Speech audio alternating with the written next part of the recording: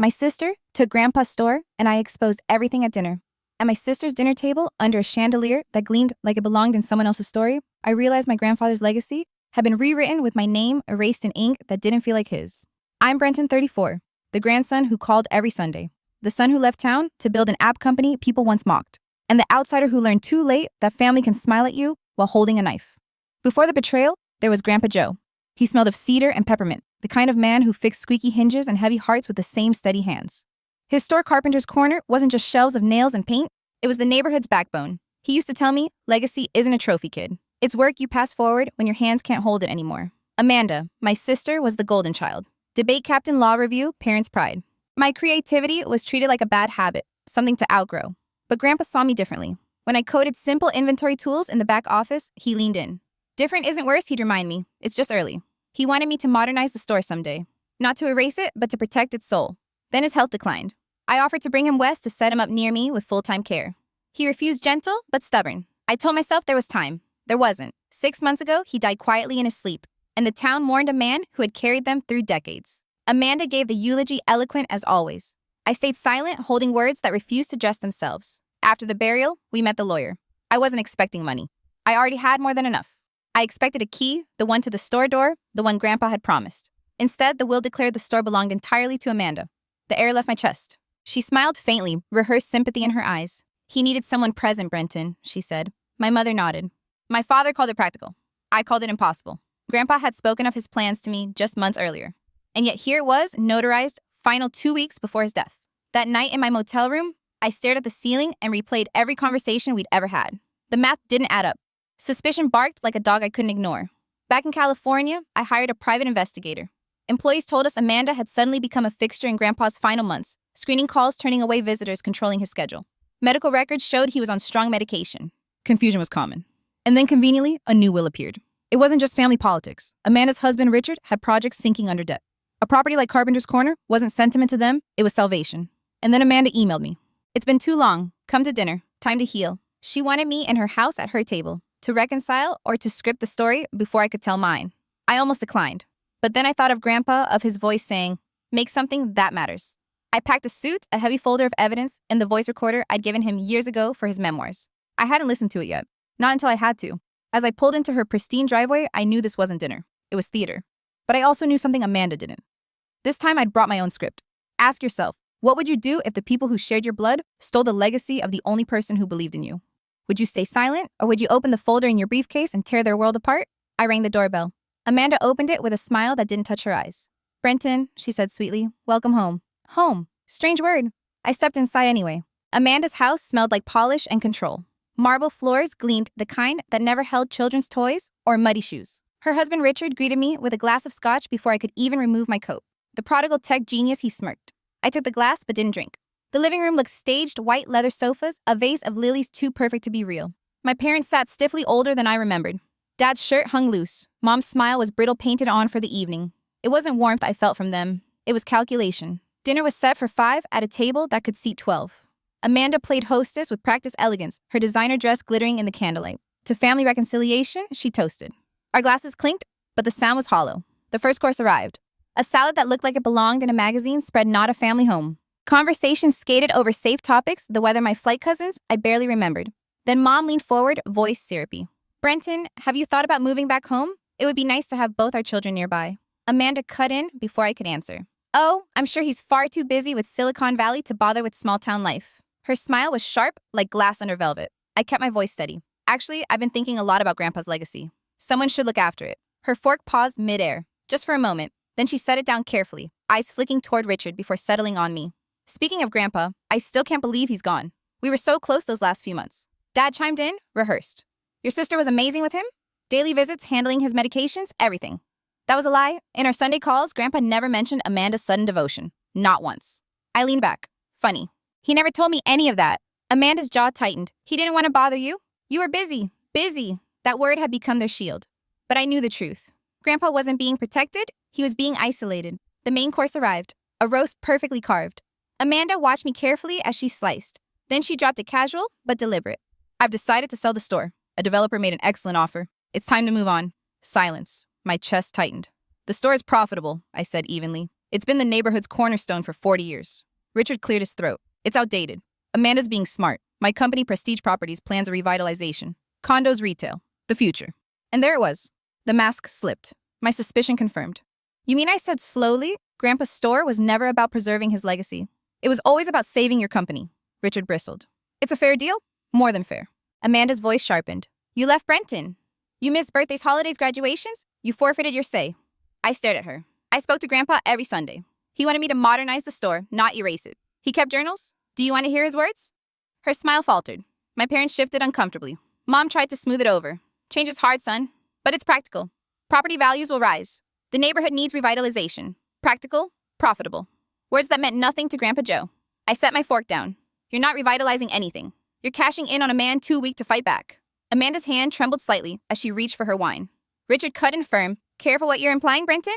These are serious accusations. I smiled faintly. I'm not implying. I'm watching.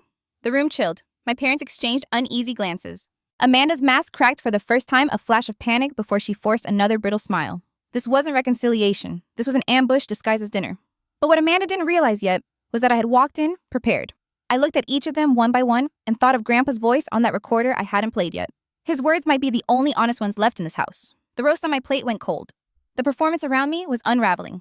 I knew the real act was just beginning. I pushed the cold roast around my plate, not hungry. Amanda's words hung in the air like smoke. Sell the store. Redevelop it into condos. She said it so casually, as if she hadn't just spat on everything Grandpa built. You're wrong, I told her quietly. That store is more than bricks and tools. It's his life, his legacy. Amanda tilted her head, lips curling. Legacy doesn't pay bills. Reality does. You wouldn't understand. I understand perfectly, I cut her off. I understand your husband's company is drowning in debt. That without the store Prestige Properties is finished. Richard's fork froze midair.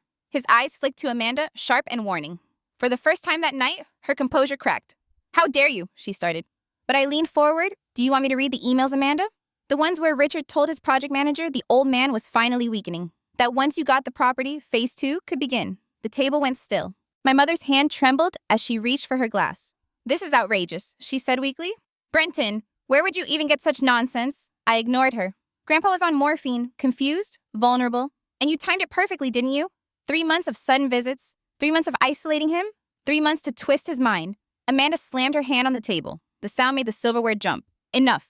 But it was too late. The cracks were showing. I leaned back calm against her storm. You weren't the dutiful granddaughter. You were the opportunist. And you weren't alone. Richard bristled. Careful. Careful, I echoed. No, Richard. Careful was Grandpa keeping journals, recordings, proof. He knew someone was circling him like a vulture. Amanda's eyes widened just slightly before narrowing again. You think you're clever. But you left. You abandoned him. I was the one here. You were here, I agreed, but not for him. For the will. For a long moment, no one spoke. Only the faint ticking of Amanda's oversized designer clock filled the silence. Then Dad cleared his throat. Brenton, maybe you're misinterpreting things. Amanda cared for him. She sacrificed sacrifice. My laugh was sharp bitter. Did she sacrifice when she blocked his friends from visiting? When she forgot to pass along my offers to move him closer to me? When she restricted his calls because he might say the wrong thing? Amanda's lips curled into something cruel. You're still the same Brenton. Always suspicious. Always self-righteous. Maybe that's why Grandpa didn't trust you in the end. Her words stung, but I held her gaze. Or maybe he trusted me so much he recorded everything to make sure the truth survived. Her knuckles whitened around her wine glass. She wanted to deny it, but the fear in her eyes betrayed her. Richard tried to change the subject, voice too smooth. What matters is the will was signed, legally. Properly. The store is Amanda's to do with as she sees fit. I nodded slowly. And what matters to me is that the district attorney doesn't see it that way. Mom gasped, hand flying to her mouth. Dad paled. Amanda dropped her glass, its shattered red wine bleeding into the tablecloth like a wound. The masks were gone now. Panic flickered in their eyes. I picked up my napkin, dabbed in my mouth, and placed it neatly on the table. Dinner's over. Next comes the reckoning. Amanda scrambled to blot the wine spreading across her perfect table setting, but her shaking hands only smeared it deeper. Richard muttered something under his breath, furious at the stain, but angrier at me. I stayed calm. Slowly, I reached down to the leather briefcase at my side, placed it on the table, and unlatched the clasps. The metallic snap cut through the silence like a gunshot. Amanda froze. What are you doing? Showing you why tonight isn't about family reconciliation, I said evenly. It's about exposure. I slid a thick folder across the table. Papers spilled out, medical charts, nurse statements, financial records. My parents flinched as if the documents themselves might burn them. Amanda's voice wavered. This is harassment. You can't just sworn testimony from Grandpa's primary nurse. I cut her off, flipping the first page toward them. She swears under oath that you instructed her to withhold his cognitive meds on the morning the will was signed. That's a lie, Amanda snapped, but her voice cracked. I didn't flinch. Handwriting analysis. Grandpa's signature shows signs of being guided by another hand-assisted signing. Convenient for someone eager to help. Mom gasped. Dad muttered, "Oh my God." I didn't stop. Security footage from Sunny Pines.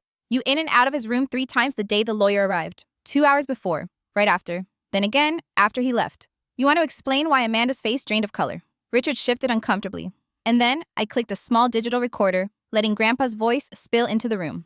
Amanda visited again today. She mentioned the store kept saying Brenton would sell it off if he got it. I told her that's not true. He's got ideas for it, smart ones. But she wouldn't stop pushing. The recording stopped. The silence after was suffocating. Amanda whispered, "You don't know what you're talking about." "Then, maybe the DA will explain it to you tomorrow morning," I replied. "Because all of this is already in their hands." Richard's mask cracked. "This is absurd. You're bluffing." "Really?" I leaned in, voice low. "Then why are your development plans dated 2 months before Grandpa died already renaming the block Prestige Corner? Why did you email your project manager that the old man is finally weakening?" His face darkened, jaw clenched tight. For the first time, my parents looked at Amanda, not with blind pride, but with fear. Mom's lips trembled. Dad's fist clenched on the tablecloth, pulling it taut. The facade of family unity was collapsing right there among the broken glass and wine stains. Tomorrow morning, I repeated calm as stone. "You'll get your chance to explain it all under oath." Amanda's chair scraped violently as she stood glaring down at me. "You've ruined this family." I stood 2 briefcase in hand. "No, Amanda. You did that the day you betrayed Grandpa." And I walked out, leaving them in their silence, the file still bleeding secrets across the table. The night after that dinner, I didn't sleep. I replayed every look, every denial, every crack in Amanda's mask. The sound of Grandpa's recorded voice still echoed in my head. By morning, my phone buzzed with confirmation the district attorney's office had received my full file and was moving quickly. Elder abuse and probate fraud are priorities right now, the investigator had told me. That same morning, Amanda called. I let it go to voicemail. Her voice was frantic. "Not the polished lawyer anymore, Brenton. Please, we can talk about this. Don't bring the DA into it. Think about the family. Think about the reputation." Her words trailed into sobs before she hung up. Not an hour later, Richard left a colder message. "You don't know what you've started. If you think you can drag us down without consequences, you're mistaken." The DA wasn't the only one moving fast. News spreads in small towns quicker than fire through dry grass. By noon, whispers had reached Carpenter's Corner. Old customers called me confused and angry. "Tell me it ain't true, Brenton. That Amanda didn't really trick Joe into changing his will?" I told them the truth. I'm fighting to restore Grandpa's wishes. The store isn't going anywhere. Their relief was immediate, but the anger was louder. A grassroots campaign sparked overnight Save Carpenter's Corner. Flyers printed, posts shared. Stories poured out, Grandpa extending credit to struggling families, teaching kids how to fix a bike, donating supplies to school projects. People weren't going to let Amanda and Richard bulldoze that legacy without a fight. Meanwhile, Amanda's perfect facade crumbled. Her law firm placed her on leave, citing ethical concerns. Richard's company, Prestige Properties, saw investors pull out one by one. The timing was brutal, just as their balloon payments loomed. And my parents? They tried everything. First came the angry voicemails. "How could you do this to your sister, to your mother? You'll destroy us." Then came the tears. "Please, Brenton, think about what this will do to our family. Think about Diana's future. Don't let outsiders decide." I listened. I didn't respond. They had chosen silence when Amanda schemed. They had laughed when she slapped me. Their pleas rang hollow now. One night, I stood outside Carpenter's Corner, with the keys Grandpa had left me in his old toolbox. I unlocked the door, stepped into the familiar smell of wood and oil, and flicked on the light. The aisles looked just as they had when I was a boy. Tools neatly arranged, a jar of peppermint candies still by the register. For the first time in months, I felt peace. But peace didn't last. Amanda wasn't done. She showed up at my office 2 days later, hair unkempt, eyes red. "Brenton, you can't do this," she whispered, her voice shaking. "If this goes to trial, I'll lose everything. My license, my career, my kids." "You already made those choices," I told her. She grabbed my arm, nails digging into my sleeve. "You think you're better than me? You think Grandpa didn't pressure me too? He compared me to you every damn day. You were always the favorite, the golden boy. Do you have any idea how that felt?" Her voice cracked, desperation spilling out. For a flicker of a moment, I saw the little girl I grew up with, the one trying to keep up with impossible expectations. But pity wasn't enough to erase betrayal. "I didn't put that pen in Grandpa's hand," I said softly. "You did." She dropped my arm like it burned her and stormed out. By the end of that week, subpoenas were served.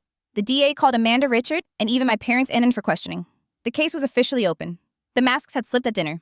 Now they were being torn off piece by piece in the harsh light of the law. When the subpoenas landed, our family drama stopped being private.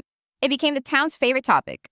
The whispers turned into conversations, and the conversations became headlines. The local paper ran a front-page story. Prominent attorney under investigation for elder abuse, probate fraud allegations. Amanda's name was right there in bold. Richard's company, Prestige Properties, was mentioned too. And so was mine. Grandson seeks to preserve Carpenter's Corner. By noon that day, I couldn't step outside without someone stopping me. At the diner, the waitress topped off my coffee for free. Joe was good to me when I was a kid, she said. Don't let them take that store. At the gas station, a man I barely knew slapped me on the shoulder. About damn time someone stood up to them. The support was overwhelming, but it came with weight. I wasn't just fighting for myself anymore, I was carrying Grandpa's legacy and the community's hopes too. Of course, not everyone was on my side. Amanda still had loyal defenders, old friends from high school, a few clients she had helped win cases for, even some extended relatives who believed blood was thicker than justice. She's your sister, one aunt scolded me on Facebook. Family comes first. Joe would never want you tearing everyone apart. But when people dug deeper into the story, more cracks showed. Caregivers from Sunny Pines quietly backed me up. Former employees from the store came forward about Amanda's sudden control in Grandpa's last months. Even neighbors who had seen Richard's flashy cars parked outside late at night started asking questions. The town split clean down the middle. You could feel it at the grocery store and church pews, even walking down Main Street. Half the people nodded at me with quiet respect. The other half averted their eyes, whispering about betrayal and airing dirty laundry. Then came the first protest. On a Saturday morning, a group of townspeople gathered in front of Carpenter's Corner with homemade signs, Save Joe's Store. No condos on Main. Honor legacy, not greed. I didn't organize it. I hadn't even known it was happening until I drove by and saw the crowd men in work boots, mothers with kids on their hips, even teenagers holding spray-painted cardboard. For the first time, I realized this was bigger than just family. It was about the soul of the town. Amanda, of course, saw it differently. That afternoon, she posted a statement on her law firm letterhead, calling me a manipulative opportunist exploiting Grandpa's memory for personal gain. She claimed she had always acted in his best interest, that I was twisting facts to smear her reputation. But people weren't buying it. Too many had their own stories of how Grandpa had helped them, and too many saw through her sudden sainthood. Richard, meanwhile, went quiet. His company was bleeding investors. The bank had already flagged his balloon payment as at risk. The glossy confidence he wore like armor was cracking. And my parents, they hid. They stopped showing up at church. They stopped answering the phone. They were caught between a daughter unraveling and a son who refused to back down. In public, they defended Amanda. She meant well. It was all a misunderstanding. But in private, I knew they were terrified. One evening, I was closing up the store when Mrs. Jenkins' grandpa's nurse stopped by. She handed me a slip of paper with her neat handwriting. If the DA needs more testimony, I'll be there, she said softly. Your sister asked me more than once to hold off on certain medications when the lawyer was visiting. It didn't feel right then. Now I know why. I thanked her, and as she left, I felt a mix of relief and sorrow. Relief that I wasn't fighting alone. Sorrow that it had taken strangers to do what family should have done. The DA's office called a week later. We're moving forward with charges, the investigator said. Your sister's influence over your grandfather was undue and documented. The case is strong. Hearing those words, I thought I'd feel triumphant. Instead, I just felt tired. Because while the law was finally catching up with Amanda, the damage to our family was permanent. Amanda wouldn't forgive me. My parents wouldn't forgive me. And I wasn't sure I could forgive them either. Still, as I locked up Carpenter's Corner that night, I felt Grandpa's presence. The wooden beams above the rows of tools, the peppermint jar by the register, it was all still here. And it was safe, at least for now. Justice was finally catching up. But the fallout was only beginning. The first time I realized Amanda was truly alone was at the courthouse. She walked in, flanked by 2 attorneys. Her hair pulled back tight, her suit as sharp as a blade.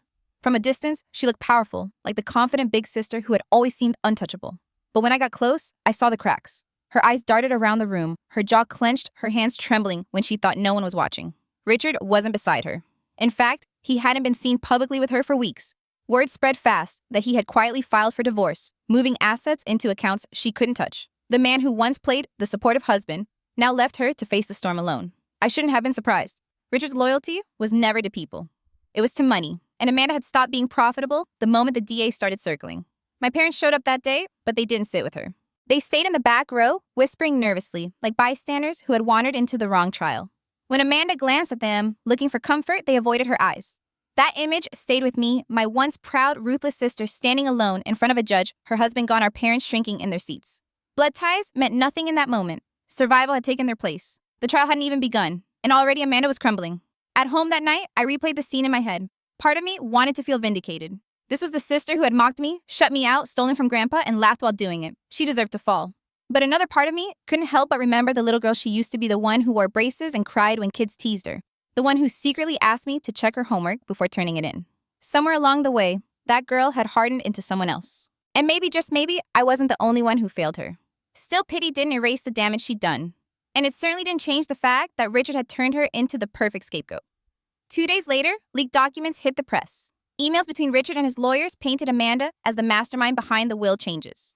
Richard conveniently claimed ignorance, portraying himself as a businessman who had merely been supportive of his wife's family matters. It was a surgical betrayal. He'd sliced her out of the narrative, leaving her exposed while protecting himself. Amanda's law firm dropped her the next morning. Pending investigation into ethical violations, their statement read, I imagined her sitting in that big glass office, packing her degrees and awards into cardboard boxes while former colleagues avoided her gaze.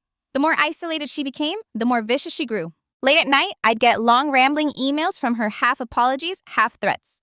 You think you're better than me because Grandpa loved you more. But you'll see what it's like when the people you trust turn on you. I never responded. Not because her words didn't sting, but because I finally understood what she was really saying. She wasn't writing to me. She was writing to herself. By the time the first hearing started, Amanda had no allies left. Richard was gone. My parents avoided reporters muttering about misunderstandings. Even her so-called friends stopped answering her calls. Blood had turned cold. And yet standing outside that courthouse watching Amanda shuffle past cameras with her head down, I felt something unexpected. Not triumph, not satisfaction, just sadness. Because betrayal isn't always about strangers. Sometimes it's about realizing that the people you once loved would rather destroy you or themselves than face the truth. And in our family, truth had become the most dangerous weapon of all. The day I unlocked Carpenter's Corner with my own key, the air smelled exactly like it had when I was a boy, wood, dust, oil, and a faint trace of peppermint. For a moment, it felt like Grandpa might appear from the back room, wiping his hands on a rag, ready to tell me some story about how he once fixed a neighbor's fence with nothing but wire and stubbornness. But he wasn't there, and that absence was heavy. I walked through the aisles, slowly brushing my hand against rows of hammers, screws, and paint cans. Each shelf carried memories. Each corner held echoes. The employees, men and women who had worked beside Grandpa for decades, watched me with a mix of hope and fear. Are we still going to have jobs? One of them asked, voice low. I looked around the store, then back at their tired faces. These were people who had shown up rain or shine, people who had been loyal to Grandpa long before I built my company. Yes, I said firmly. Not just jobs. We're going to grow. We're going to make this place stronger. Relief washed over them. One woman actually cried, whispering, he'd be proud of you. Those words hit me harder than I expected. Because the truth is, I hadn't wanted the store out of greed. I had wanted it because it was Grandpa's heartbeat. His legacy wasn't just 4 walls and a register. It was community. And if I let Amanda and Richard erase that for condos, I'd lose them all over again. Still, the victory didn't taste sweet. At night, when the town went quiet, I'd sit in the office, Grandpa's office, surrounded by his old ledgers and handwritten notes. The glow from my laptop screen lit up his framed photograph on the wall. In it, he was smiling, holding me as a little boy, both of us covered in sawdust. Was it worth it? I whispered, once, staring at his picture. Dragging my own family through court, watching them tear each other apart. The silence that followed was suffocating. Justice had come at a cost. My sister's career was over. My parents were pariahs in their own town. Richard had filed for bankruptcy and skipped town entirely. And me, I was left holding not only the keys to the store, but also the burden of being the one who pulled the trigger. People congratulated me in the street. Good for you, Brenton. Your grandpa would be proud. We're glad the store is still in the family. But behind those smiles, I felt the weight of whispers. Did you hear? He's the one who destroyed his sister? Imagine turning on your own blood like that. I told myself I didn't care, that I had chosen principle over convenience, that Grandpa's legacy was worth protecting. But sometimes, late at night, I wondered if Amanda ever sat awake too hating me, hating herself, drowning in everything she had lost. Because here's the thing, no one tells you when you win against family, you don't really win. You just survive. The store became my refuge. I modernized it, adding an online shop, setting up classes, even starting a tool lending program for people who couldn't afford their own equipment. Customers came in curious, then grateful. Slowly, Carpenter's Corner wasn't just surviving, it was thriving. And yet each success felt double-edged. Every good day reminded me of what was gone, of who wasn't there to see it. One night, as I closed up, I found an old voice recorder tucked in the back drawer. Grandpa's. My hand shook as I pressed play. His voice crackled through the static. Brenton's different, he said softly. He sees things in ways I don't. Maybe the world he's building is better than the one I know. All I want is for him to carry forward what matters: honesty, hard work, kindness. The rest will take care of itself. I sat there for a long time, tears blurring my eyes. The store was mine now. The fight was over. But the scars mine Amanda's, my parents would never fully heal. Legacy isn't free. It comes with a cost. And sometimes that cost is blood. The first Friday after I officially took over Carpenter's Corner, I ordered pizza for the whole staff. We stayed late, not to work, but to talk. I asked each of them how they came to the store, what Grandpa had meant to them. One man, Earl, had worked there since before I was born. He told me Grandpa had given him a job when no one else would. I'd just come back from the service, couldn't keep my temper under control. Your granddad said a man with strong hands just needs the right tools. He gave me a chance. That was 30 years ago. Another Maria explained how Grandpa had let her bring her baby to work when daycare fell through. He set up a little crib in the back office, said family comes first. Always. I listened humbled. These weren't just employees. They were family Grandpa had built one person at a time. That night, I realized something. I'd spent years chasing success in Silicon Valley, thinking family was the people who shared my DNA. But here in a dusty hardware store with a bunch of folks eating pizza off paper plates, I felt more at home than I had in years. As weeks turned into months, the bond grew stronger. I joined them on the floor, stocking shelves, helping customers, teaching classes. People would stop by just to share stories about Grandpa, and I collected those stories like rare treasures. Some nights, we'd close up and sit outside under the faded Carpenter's Corner sign. Earl would tell war stories. Maria would laugh about her kids. They started inviting me to barbecues, birthdays, even church events. Slowly, without even noticing, I become part of their world. And for the first time in a long while, I didn't feel like an outsider. But building this chosen family didn't erase the ghosts of the one I'd lost. Holidays were the hardest. I'd scroll past old photos on social media, cousins gathered around tables, kids opening gifts, and feel the ache of what could never be. My parents called, sometimes leaving messages that started with anger and ended with apologies. I couldn't bring myself to pick up. Not yet. Maybe not ever. Amanda never called. Word was, she had moved out of state after losing her law license. People said she was working odd jobs, living quietly, avoiding the town where her name had become poison. I should have felt satisfaction. Instead, I felt nothing. Or maybe too much. A strange mix of pity, anger, and grief for the sister I once knew, but never really had. One evening, as I locked the store, Maria stopped me. You know, she said gently, you can't carry both loads forever. His legacy and your anger. One will crush the other. Her words stayed with me. Because she was right, the store was thriving. My company in California was steady. I had community purpose, even peace. But every time I thought of Amanda or my parents, the old bitterness crept in. And I realized something else. Maybe the truest family isn't the one you're born into or even the one you choose. Maybe it's the one you build moment by moment, action by action, promise by promise kept. I couldn't fix Amanda. I couldn't rewrite the betrayal. But I could carry forward what Grandpa taught me: honesty, hard work, kindness. And maybe that was enough. So I leaned on the family I'd found here, the ones who showed up, who stood by me, not because they had to, but because they wanted to. In their loyalty, in their laughter, I found what blood had failed to give me. And for the first time since Grandpa's death, I didn't feel alone. 6 months after that dinner, I stood in front of Carpenter's Corner, the evening sun painting the old brick walls gold. A new sign hung above the door, restored but unchanged. Grandpa's name still shone just as it had for 40 years. The store was mine now, legally, publicly, finally.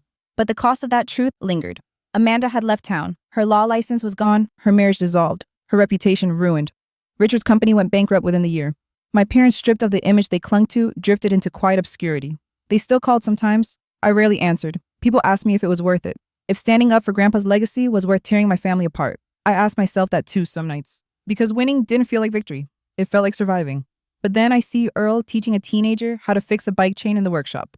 I hear Maria laughing with customers who treat this store like home. I watch kids wide-eyed as they build birdhouses in the Saturday DIY class. And I remember Grandpa's words. This store isn't about lumber and nails, it's about people. He was right, and saving his legacy saved me too. The truth cost me blood ties. It gave me something better: clarity. A chosen family, a place that mattered. If you take anything from my story, let it be, this betrayal doesn't have to define you. You don't owe silence to those who exploit love. Sometimes, the only way to honor the people who built you is to burn the bridge behind you and walk forward with nothing but the truth. Family isn't who shares your last name. Family is who shows up when you need them, who stands with you when the world turns ugly. Grandpa's gone, but his lessons live in every corner of this store, and in me.